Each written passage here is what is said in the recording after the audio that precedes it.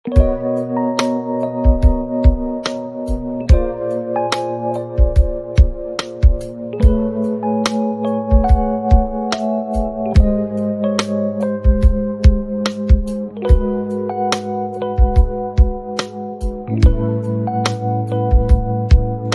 Auto, Salt Lake থেকে ফুলবাগান যাবেন নাকি? শহরের এক উষ্ণতম দিনে গলা যখন শুকিয়ে কাঠ, তখন ইচ্ছে হলো সল্টলেক থেকে যাই কলেজ স্ট্রিটে প্যারামাউন্টের বরফ ভেজে শরবতে গলাটা ভিজিয়ে আসি। যেমন ভাবা তেমনি কাজ। গেলাম করুণাময়ীতে, বললাম অটো অটো যাবেন নাকি ফুলবাগান? বললেন যাব। আমি উঠে পড়লাম টুক করে ফুলবাগানে। সেই ফুলবাগানে নেমে তারপরে যাব ফুলবাগান থেকে কলেজ স্ট্রিট বাটার অটো ধরে কলেজ স্ট্রিট বাটায় নেমে তারপরে হাঁটা লাগাবো কলেজ স্ট্রিটের দিকে। আর একটা বিধিবদ্ধ সতর্কীকরণ দিয়ে রাখছি, প্যারামাউন্টের শরবত যদি খেতে হয় তাহলে টনসিল যদি থাকে যাবেন না, কারণ ওখানে লেখাই আছে বরফ ছাড়া শরবতের উন্নর কেউ করবেন না। আমিও করি না, আমি বরফ ভেজে শরবত খেতেই যাচ্ছি। চলুন আমার সঙ্গে, প্যারামাউন্টের শরবত জমিয়ে খাবো আজকে। আপনারা যারা প্যারামাউন্টে আসতে চান তারা যদি সল্টলেক, শ্যামবাজার ইত্যাদি জায়গা থেকে আসেন, তারা কলেজ স্ট্রিটগামী যে কোনো বাসে এসে কলেজ স্ট্রিট মোড়ে নামবেন বা তার আগের স্টপেজ কলেজ স্কোয়ারে নামবেন। মানে শিয়ালদা থেকে যদি কলেজ স্ট্রিটের দিকে যান তাহলে তার আগের স্টপেজ কলেজ স্কোয়ারে নামবেন। নেমে মহাবোধি সোসাইটির কাছে যাবেন এবং মহাবোধি সোসাইটির পাশেই এই প্যারামাউন্ট শরবত। আমি যেহেতু সল্টলেক থেকে যাচ্ছিলাম অফিস করে, আমার দুটো পথ খোলা ছিল। একটা হলো মেট্রো করে শিয়ালদায় গিয়ে সেখান থেকে অটো বা যে কোনো বাসে কলেজ স্ট্রিটে যাওয়া অথবা হেঁটে যাওয়া, কিন্তু আমি সেটা করিনি। আমি দ্বিতীয় পথটা নিয়েছিলাম। আমি করুণাময়ী থেকে অটো ধরে গিয়েছিলাম ফুলবাগান, সেখান থেকে অটো ধরে কলেজ স্ট্রিট বাটা, সেখান থেকে কলেজ স্ট্রিট।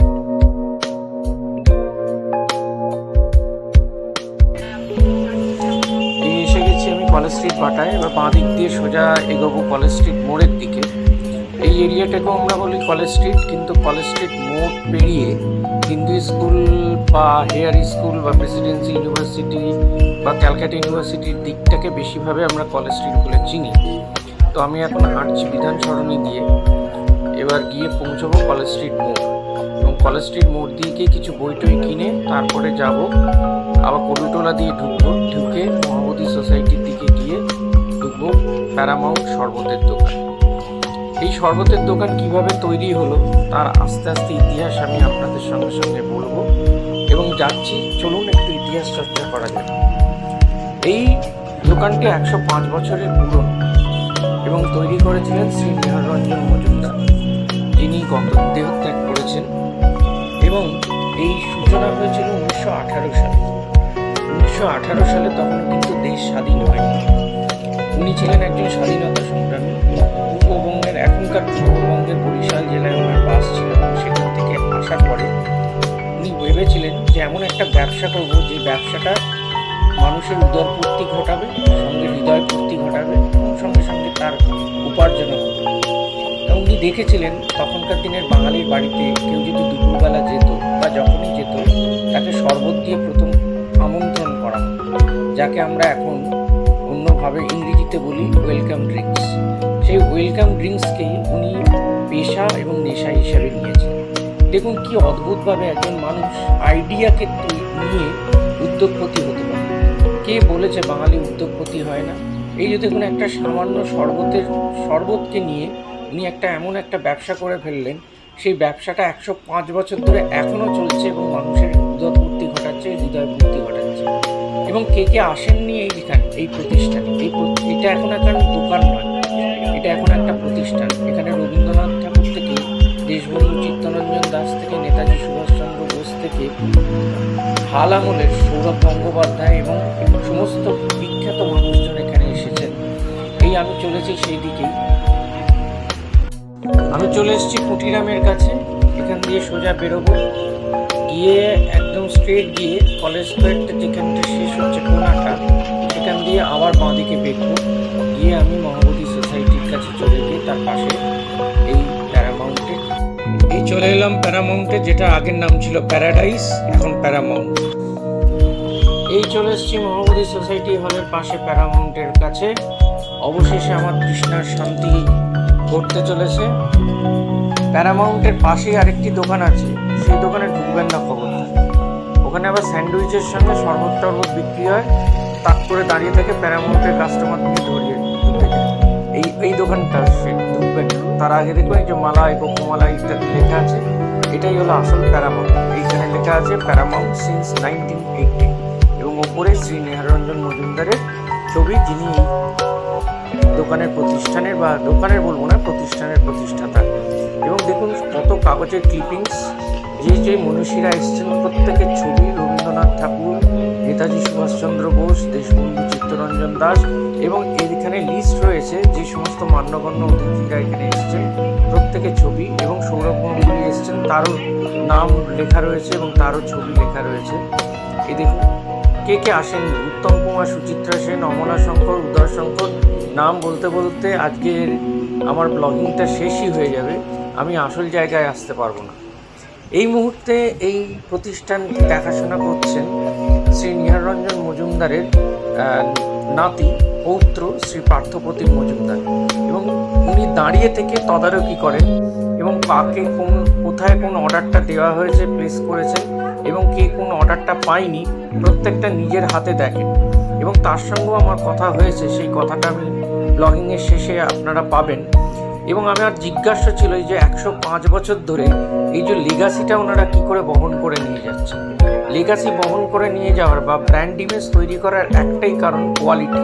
এই যে শরবতের মতন এমন একটা জিনিসের কি করে কোয়ালিটি ওনারা বজায় রাখেন, এটা একটা অদ্ভুত ব্যাপার, এবং তিনি ওগুলোকে ব্যক্ত করেছেন। তো যেখানে এখানে কি কি শরবত পাওয়া যায়, এখানকার শরবতের মধ্যে প্রধান হলো ডাবের শরবত, ম্যাঙ্গো মানিয়া, কোকোমালাই, রোজ শরবত, মানে আরও অনেক অনেক অনেক কিছু। এখানে এসে আপনারা হৃদয় তৃপ্তি করবেন, আর গরমকালে এলে সারা সিস্টেমটা ঠান্ডা হয়ে যায় বরফ কুচি দেওয়া শরবত খেলে। আর ডাবের শরবতটা অসাধারণ। ডাবের শরবতটার মধ্যে ডাবের জল, তার সঙ্গে থাকে হলো শাঁস, এটা অদ্ভুত। এবং আমি নিয়েছিলাম 3টে শরবত, প্যাশন ফ্রুটস, ডাবের শরবত আর ম্যাঙ্গো মানি। ভাবতে পারেন 3টে শরবত একসঙ্গে খাচ্ছি। এই যে প্যাশন ফ্রুটস যেটা, সেটার মধ্যে রাবড়ি থাকে, মালাই থাকে, আম থাকে এবং ড্রাই ফ্রুটস থাকে। আর ম্যাঙ্গো মানিয়া ম্যাঙ্গো থাকে এবং তার সঙ্গে একটু মালাই দেওয়া হয়।